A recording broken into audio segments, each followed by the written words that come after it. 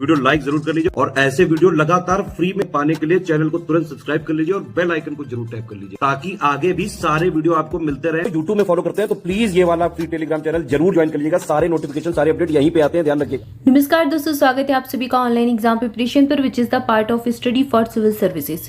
दोस्तों, online exam preparation पर geography की सीरीज चल रही है। हम यहाँ पर भूगोल की समरी पढ़ रहे हैं टॉपिक वाइज, जिसमें हमने ब्रह्मांड से स्टार्टिंग की थी। ब्रह्मांड पढ़ा, ब्रह्मांड की उत्पत्ति के सिद्धांत देखे, फिर हमने ग्रहों के बारे में देखा, सौरमंडल के बारे में देखा, उपग्रह के बारे में पढ़ा और फिर हमने चंद्रमा की कुछ स्थितियों को भी देखा। इसके बाद हमने देखा कि जो डेट्स पूछी जाती है, जैसे कि विषुव, शरद विषुव कब होता है, बसंत विषुव कब होता है, सबसे बड़ा दिन कब होता है, सबसे छोटा दिन कब होता है, ये सारी चीज़ें हमने देखी। अगला टॉपिक है ज्वार भाटा। ये भी पृथ्वी, सूर्य, चंद्रमा की स्थिति के कारण ही होता है। ठीक है, पृथ्वी और जो चंद्रमा और सूर्य का जो आकर्षण बल होता है, गुरुत्वाकर्षण बल होता है, उसके प्रभाव से ज्वार भाटक की स्थिति बनती है। ठीक है, उसी का एप्लीकेशन आप कह सकते हैं गुरुत्वाकर्षण का, ये सूर्य और चंद्रमा के प्रभाव से होता है। तो आज हम इसको पढ़ने वाले हैं और साथ ही साथ ग्रहों की स्थिति से और भी क्या चीज़ें होती हैं उनको पढ़ेंगे। चलिए स्टार्ट करते हैं। सूर्य और चंद्रमा की आकर्षण शक्तियों के कारण सागरीय जल के ऊपर उठने और गिरने को ज्वार भाटा कहा जाता है। जब सागर का जल ऊपर उठता है तो उस स्थिति को कहा जाता है ज्वार, और जब नीचे जाता है तो उस स्थिति को कहते हैं भाटा। और ये दोनों ही प्रक्रिया, ऊपर उठना सागरीय जल का और नीचे आना, ये प्रक्रिया मिलाकर कहलाती है ज्वार भाटा।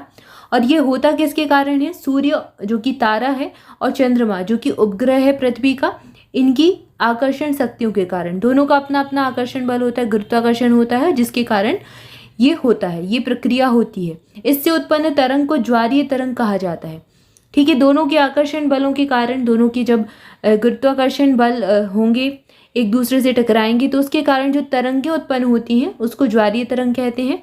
ठीक है, तो ये जो प्रक्रिया है, ज्वार की भाटे की प्रक्रिया है, ये सूर्य और चंद्रमा की आकर्षण शक्तियों के कारण ही होती है। यद्यपि सूर्य चंद्रमा से बहुत बड़ा है, तथापि सूर्य की अपेक्षा चंद्रमा की आकर्षण शक्ति का प्रभाव 2 गुना होता है। अब ऐसा क्यों होता है?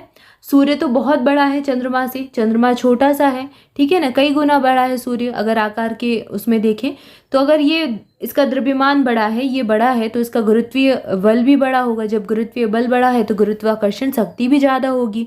तो सूर्य की गुरुत्वाकर्षण शक्ति चंद्रमा से कई गुना ज़्यादा होती है। चंद्रमा का आकार छोटा है, द्रव्यमान कम है, तो इसकी गुरुत्वाकर्षण शक्ति सूर्य की अपेक्षा कम है। लेकिन सूर्य यहाँ है, चंद्रमा यहाँ है, पृथ्वी यहाँ है, और पृथ्वी के ज़्यादा नज़दीक कौन है? चंद्रमा होता है। क्यों? चंद्रमा उपग्रह है पृथ्वी का और पृथ्वी के ज़्यादा पास में है। इसलिए पृथ्वी पर, जहाँ पर हम रहते हैं, ठीक है ना, पृथ्वी पर या फिर कहें पृथ्वी की सागरीय तरंगों पर, पृथ्वी के सागर पर, पृथ्वी पर जो भी तत्व है, पानी है, उन पर चंद्रमा के आकर्षण बल का प्रभाव या फिर आकर्षण शक्ति ज़्यादा होती है। अब ऐसा इसलिए हो सकता है, इसको समझने के लिए आप देख सकते हैं, जैसे कि आपने कभी चुंबक देखे होंगे। 2 चुंबक आप ले लें, समान आकार के भी ले लें, ठीक है, उसके सामने आप 2 चुंबक को ऐसे रख दें, उसके बाद एक चुंबक के आगे आप रख दें कोई लोहे का टुकड़ा। ठीक है, तो ये जो लोहे का टुकड़ा है या फिर लोहे की कील है, कुछ भी है, ये सबसे पहले जाकर जो पास वाला चुंबक है उसमें जाकर चिपक जाएगा। दोनों की हो सकता है ये बड़ा है, ये वाला टुकड़ा बड़ा है, ये छोटा चुंबक भी है, लेकिन इसकी शक्ति ज़्यादा है, इसकी शक्ति कम है। लेकिन इसके पास में जो होगा, इस लोहे के टुकड़े के पास में जो चुंबक होगा, भले ही जरा सा चुंबक टुकड़ा क्यों ही ना हो, ये लोहे का टुकड़ा इसमें जाकर चिपक जाएगा। ठीक है ना, क्यों? क्योंकि ये पास में है, इसलिए इसकी शक्ति का प्रभाव इस पर ज़्यादा पड़ेगा रेदर देन इसकी। ऐसा ही होता है गुरुत्वाकर्षण सूर्य, चंद्रमा और पृथ्वी के बीच में, कि सूर्य पृथ्वी से काफ़ी ज़्यादा दूरी पर है, चंद्रमा के कंपैरिजन में चंद्रमा पृथ्वी के पास में है, तो चंद्रमा के आकर्षण बल का प्रभाव ज़्यादा होता है। इसलिए आकर्षण यहाँ लिखा हुआ है कि सूर्य की अपेक्षा चंद्रमा की आकर्षण शक्ति का प्रभाव 2 गुना है। इसका कारण है सूर्य का चंद्रमा की तुलना में पृथ्वी से दूर होना। 24 घंटे में प्रत्येक स्थान पर 2 बार ज्वार भाटा आता है। ठीक है, अब ये बताई गई है काउंटिंग के कितने बार आता है, तो 24 घंटे में, एक दिन में 2 बार आता है ज्वार भाटा। जब सूर्य, पृथ्वी और चंद्रमा एक सीधी रेखा में होते हैं, ठीक है, तो 2 इस समय उनकी सम्मिलित आकर्षण बल के परिणाम स्वरूप दीर्घ ज्वार का अनुभव किया जाता है। अब यहाँ पर बताया गया है कि दीर्घ ज्वार कब आता है, तो जब पृथ्वी, सूर्य, चंद्रमा एक सीधी रेखा में हो जाएंगे तो दीर्घ ज्वार आ जाता है। और ये प्रक्रिया होती कब है? ये घटना कब घटित होती है? तो ऐसा होता है पूर्णमासी को और अमावस्या को, और इस स्थिति को सिजक कहा जाता है। नक्षत्र विज्ञान की भाषा में कहें या फिर खगोल विज्ञान की भाषा में कहें तो इस स्थिति को सिजक कहते हैं, जब पृथ्वी यानी कि हमारी अर्थ, सन और मून तीनों ही एक रेखा में होते हैं तो इसको सिजक कहते हैं। और इस समय आता है दीर्घ ज्वार, और दीर्घ ज्वार या तो पूर्णमासी के दिन आता है या फिर अमावस्या के दिन आता है। अब आगे दिया गया है कि आकर्षण बल के परिणाम स्वरूप दीर्घ ज्वार का अनुभव किया जाता है, इस स्थिति को सिजक कहते हैं। ऐसा पूर्णमासी या फिर अमावस्या को होता है। गुरुत्वाकर्षण और अपकेंद्रीय बलों के प्रभाव के कारण प्रत्येक स्थान पर 12 घंटे के बाद ज्वार आना चाहिए। अब ऐसा तो होना चाहिए लेकिन ऐसा होता नहीं है, किंतु वह प्रतिदिन लगभग 26 मिनट की देरी से आता है। इसका कारण क्या है? इसका कारण है चंद्रमा का पृथ्वी के सापेक्ष गतिशील होना। अब ग्रह हैं, उपग्रह हैं, ये सब गतिशील तो है ही। चंद्रमा लगातार गतिशील होता है, पृथ्वी की परिक्रमा करता रहता है, ठीक है, और सूर्य की भी परिक्रमा करता रहता है। तो पृथ्वी की भी गति चलती रहती है, चंद्रमा भी गतिशील है, तो चंद्रमा की गति के कारण ये 26 मिनट ये लेट हो जाता है। 26 मिनट लेट हो जाता है प्रतिदिन, तो ये 12 घंटे के बाद आता है, ठीक है। आना चाहिए 12 घंटे के बाद, लेकिन ये इतनी देरी से आता है, इतना लेट हो जाता है। अब यहाँ पर इसका प्रभाव क्या है? गुरुत्वाकर्षण या फिर अपकेंद्रीय बलों के प्रभाव के कारण ऐसा होना चाहिए। गुरुत्वाकर्षण तो आप जानते ही हैं, पिंड का गुरुत्वीय बल उसके आकर्षण बल होते हैं, गुरुत्वाकर्षण कहलाता है। अपकेंद्रीय बल क्या होता है? कोई भी जो वृत्ताकार मार्ग होता है या फिर कोई भी गोल चीज़ समझ लें, वृत्ताकार मार्ग समझ लें, जब कोई भी वृत्त के अंदर 2 प्रकार के बल लगते हैं, एक तो केंद्र से बाहर की तरफ लगता है और एक बाहर से अंदर की तरफ लगता है, ठीक है। या फिर कोई भी पिंड जब वृत्ताकार मार्ग में परिक्रमा करता है या फिर गोलीय रूप से घूमता है तो उस पर 2 बल काम करते हैं, एक बाहर से अंदर की तरफ, एक अंदर से बाहर की तरफ। तो जो अंदर से बाहर की तरफ जाता है उसको कहते हैं अपकेंद्रीय बल, और जो बाहर से अंदर की तरफ लगता है उसको कहते हैं अभिकेंद्रीय बल, ठीक है ना। जैसे कि आपने देखा होगा मौत का कुआं, अगर कभी देखा हो आपने मेले में जाकर, तो मौत के कुएं में जो चक्कर लगा पाते हैं जो गाड़ी सवार, वो अपकेंद्रीय बल के प्रभाव से ही लगा पाते हैं। ऐसे ही अगर आपने कभी दूध से मक्खन निकालने वाली मशीन को देखा होगा, उसको ऐसे ऐसे घुमाया जाता है, उससे मक्खन निकल जाता है, उसमें भी अपकेंद्रीय बल काम करता है, ठीक है ना। तो ये 2 प्रकार के बल होते हैं जो कि वृत्ताकार मार्ग में घूमने पर लगते हैं।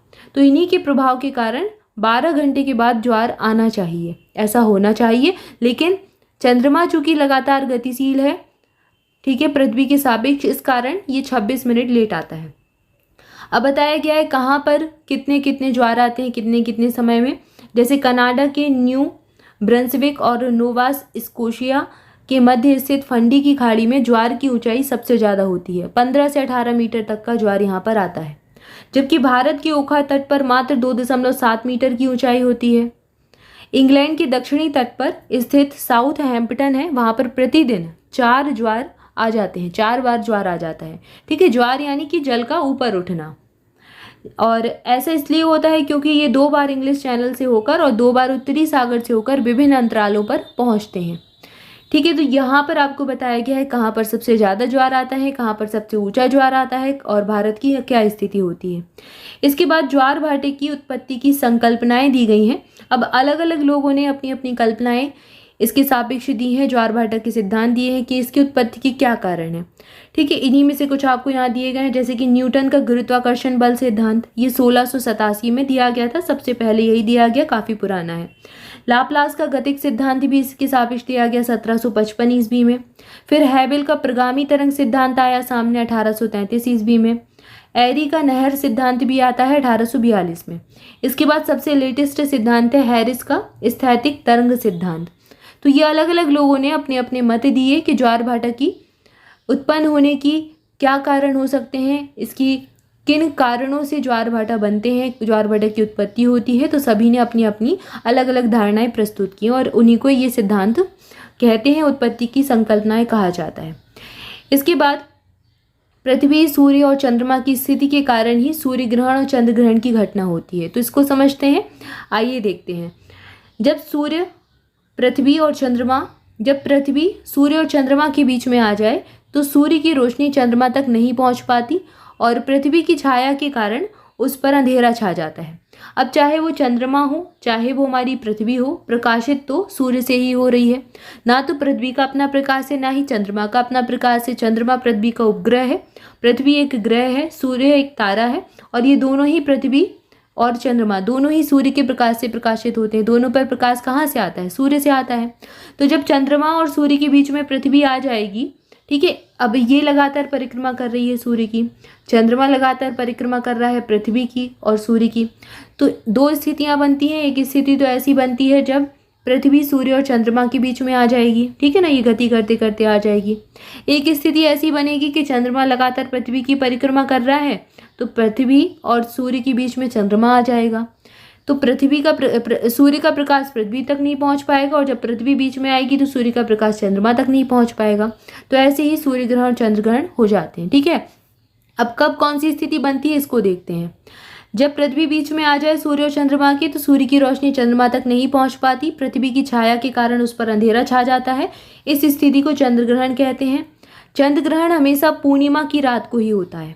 सूर्य ग्रहण की स्थिति कब बनती है? सूर्य ग्रहण की स्थिति तब बनती है जब सूर्य एवं पृथ्वी के बीच में चंद्रमा आ जाए और पृथ्वी पर सूर्य का प्रकाश ना पड़कर चंद्रमा की परछाई पड़े, तो सूर्य ग्रहण की स्थिति बन जाएगी, ठीक है ना। जब चंद्रमा बीच में आ जाएगा सूर्य और पृथ्वी के, तो सूर्य ग्रहण हो जाएगा। सूर्य ग्रहण हमेशा अमावस्या को होता है, ये याद रखना है। चंद्र ग्रहण हमेशा पूर्णिमा को होगा, सूर्य ग्रहण हमेशा अमावस्या को होगा। इससे प्रत्येक अमावस्या को सूर्य ग्रहण और प्रत्येक पूर्णिमा को चंद्र ग्रहण लगना चाहिए, लेकिन ऐसा होता नहीं है, क्योंकि चंद्रमा अपने अक्ष पर 5 डिग्री झुका हुआ है। जब चंद्रमा व पृथ्वी एक ही बिंदु पर परिक्रमण पर पथ में पहुंचते हैं, तो उस समय चंद्रमा अपनी अक्षीय झुकाव के कारण थोड़ा आगे निकल जाता है। एक वर्ष में अधिकतम 7 बार चंद्र ग्रहण और सूर्य ग्रहण की स्थिति उत्पन्न हो सकती है, ठीक है। वैसे तो आना चाहिए कब? वैसे तो चंद्र ग्रहण हर पूर्णिमा, हर अमावस्या को होना चाहिए, लेकिन ऐसा नहीं होता क्योंकि चंद्रमा अपने अक्ष पर कुछ झुका हुआ है। अब ये आपको यहाँ पर डायग्राम के माध्यम से दिखाया गया है कि ये सूर्य है, ये पृथ्वी है, बीच में चंद्रमा आ गया तो बन गया सूर्य ग्रहण की स्थिति। चंद्र ग्रहण कब होगा? जब पृथ्वी दोनों के बीच में आ जाएगी, तो पृथ्वी की छाया चंद्रमा पे पड़ेगी, और यहाँ पर क्या होता है, यहाँ पर चंद्रमा की छाया पृथ्वी पर पड़ती है। इन दोनों चीज़ों को याद रखना है। तो यहाँ तक हमने जाना सूर्य ग्रहण, चंद्र ग्रहण की स्थिति कब बनती है और ज्वार भाटा कैसे उत्पन्न होते हैं और इनकी उत्पत्ति के सिद्धांत देखे। आई होप आपको ये वीडियो अच्छा लगा होगा। अगर अच्छा लगा है तो जल्दी से लाइक कर दें, कमेंट करके बताएं कैसा लगा। इसके बाद नेक्स्ट टॉपिक हम पढ़ेंगे। अगला टॉपिक है अक्षांश देशांतर रेखाएं और अंतर्राष्ट्रीय तिथि रेखा और समय रेखा के बारे में जानेंगे। तब तक के लिए आप सभी चैनल के साथ जुड़े रहें। मिलेंगे नेक्स्ट वीडियो में। Thank you for watching this video. Thank you so much.